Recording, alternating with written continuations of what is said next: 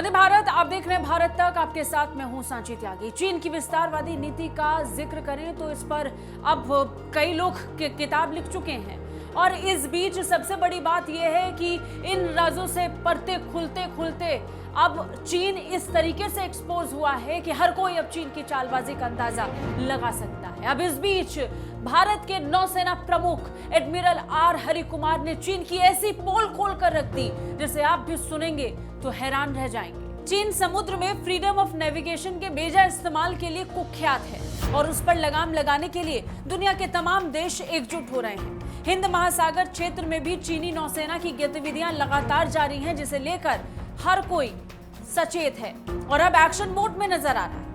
बता दें, anti piracy के नाम पर चीन ने 2008 से हिंद महासागर क्षेत्र में अपने जंगी जहाजों को भेजना शुरू किया था और उसके बाद से ये सिलसिला लगातार जारी है। इस बीच नौसेना प्रमुख आर हरिकुमार ने एक कार्यक्रम के दौरान चीन से जुड़ी गतिविधियों का जिक्र करते हुए कई राज खोल कर रख दिए। एंटी पायरेसी को वजह बताकर चीन ने हिंद महासागर क्षेत्र में कैसे आना शुरू किया, इसका जिक्र किया गया। नौसेना प्रमुख ने कहा, हिंद महासागर क्षेत्र में 5 से 8 चीनी जंगी जहाज रिसर्च वेसल हमेशा होते हैं। हम लगातार उन्हें मॉनिटर करते हैं। इसके साथ ही चीन का एक बेस अब जिबूती में भी है। वो हिंद महासागर क्षेत्र में पड़ने वाले कई देशों में पोर्ट बना रहा है, जिनमें श्रीलंका, म्यांमार, पाकिस्तान सहित कई देश शामिल हैं।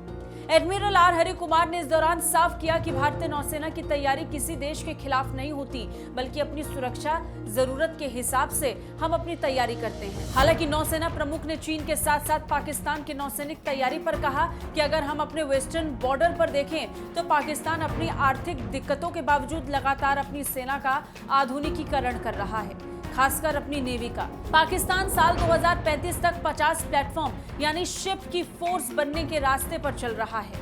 उन्होंने कहा कि यह पारंपरिक मिलिट्री चैलेंज है, साथ ही साथ आतंकवाद एक बड़ी सुरक्षा चुनौती भी है और इसका दायरा बढ़ता जा रहा है। इसलिए अदृश्य दुश्मन से एक कदम आगे रहने की जरूरत है। अपने संबोधन के दौरान एडमिरल आर हरिकुमार ने रूस यूक्रेन से सबक सीखने की बात भी कही।